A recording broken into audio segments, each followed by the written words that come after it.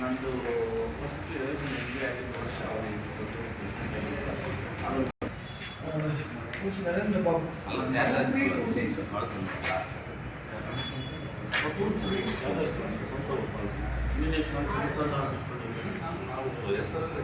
ಯಾಕೆ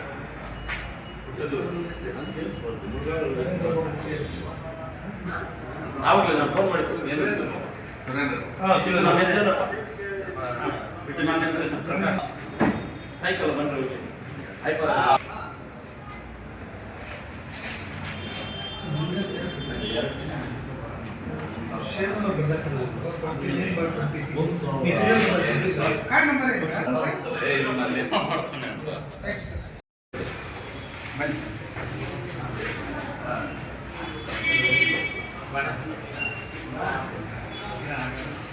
ಕನ್ನಡ ಪರ ಸಂಘಟನೆಗಳು ಪ್ರಗತಿ ಪರ ಕನ್ನಡ ಪರ ಪ್ರಗತಿ ಪರ ಇದನ್ನೇ ಹೆಡ್ಲೈನ್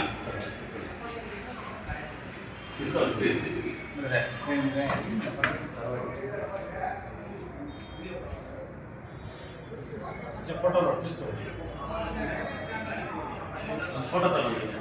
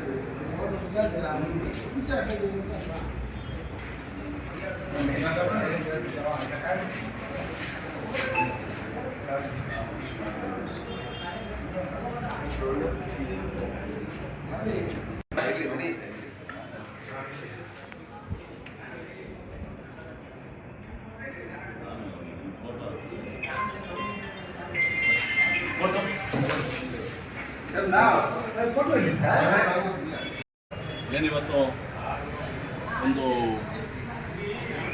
ಮುಳಬಾಗಿಲು ತಾಲೂಕು ವ್ಯವಸಾಯ ಉತ್ಪನ್ನ ಮಾರಾಟ ಸಹಕಾರ ಸಂಘ ಮುಳಬಾಗಿಲು ಇಲ್ಲಿ ಇವತ್ತು ಚುನಾವಣೆ ನಡೀತಕ್ಕಂಥ ಒಂದು ವಿಚಾರದಲ್ಲಿ ನಮ್ಮ ಕನ್ನಡ ಪರ ಸಂಘಟನೆಗಳು ಮತ್ತು ಪರ ಸಂಘಟನೆಗಳ ವತಿಯಿಂದ ನಮ್ಮ ಅಭ್ಯರ್ಥಿಯಾಗಿ ಏನು ಜನಮೆಚ್ಚಿದ ನಾಯಕರನ್ನು ಕಂಡಿರ್ತಕ್ಕಂಥವರು ಕನ್ನಡ ಸಂಘಟನೆಯ ಒಂದು ಜವಾಬ್ದಾರಿಯುತ ಸ್ಥಾನದಲ್ಲಿರ್ತಕ್ಕಂಥ ನಮ್ಮ ಮಿಟ್ಟಳ್ಳಿ ಪ್ರಕಾಶ್ ಗೌಡರು ಗೌರವಾಧ್ಯಕ್ಷರಾಗಿ ಸಂಘಟನೆಯಲ್ಲಿ ಕೆಲಸ ನಿರ್ವಹಿಸ್ತಾ ಇದ್ದಾರೆ. ಆ ಒಂದು ದಿಕ್ಕಿನಲ್ಲಿ ಇವತ್ತು ನಮ್ಮ ಎಲ್ಲ ಪ್ರಗತಿಪರ ಸಂಘಟನೆ ಮತ್ತು ಕನ್ನಡ ಪರ ಸಂಘಟನೆಗಳು ಒಂದು ನಿರ್ಣಯ ಮಾಡಿದ್ದೀವಿ. ಇದುವರೆಗೂ ಹೋರಾಟಗಳ ಹಾದಿಯಲ್ಲಿ ಬಂದಿರತಕ್ಕಂಥವರು ಮೊಟ್ಟ ಮೊದಲ ಬಾರಿಗೆ ನಾಲ್ಕಣ್ಣಂಗೆ ನಾವು 30 ವರ್ಷ ಹೋರಾಟದ ಹಾದಿಯಲ್ಲಿ ಬಂದಿರತಕ್ಕಂಥ ಒಂದು ವ್ಯಕ್ತಿ ನಾನು. ಏನಾದರೂ ಒಂದು ಚುನಾವಣೆಗೆ ಸ್ಪರ್ಧಿಸಿದ್ದಾರೆ ಅಂತಂದರೆ ಇದು ಮೊಟ್ಟ ಮೊದಲ ಬಾರಿಗೆ ಇವರು ಸ್ಪರ್ಧೆ ಮಾಡ್ತಾ ಇದ್ದಾರೆ.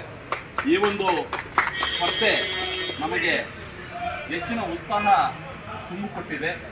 ಹೀಗಾಗಿ ಡಾಕ್ಟರ್ ಬಾಬಾ ಸಾಹೇಬ್ ಅಂಬೇಡ್ಕರ್ ಅವರು ಹೇಳಿರೋದು ಅದನ್ನೇನೆ, ಶಿಕ್ಷಣ, ಹೋರಾಟ ಮತ್ತು ರಾಜಕೀಯ ಹಿಡಿತವನ್ನು ಹಿಡಿದಾಗ ಕನಿಷ್ಠ ಪಕ್ಷ ನಾವು ಮುಂದಿರ್ತಕ್ಕಂಥ ವ್ಯಕ್ತಿಗೆ ನ್ಯಾಯ ಎಲ್ಲಿಗೂ ತೋರಿಸ್ಬೋದು ಅಂತಂದರೆ ರಾಜಕೀಯ ಹಿಡಿತದಲ್ಲಿ.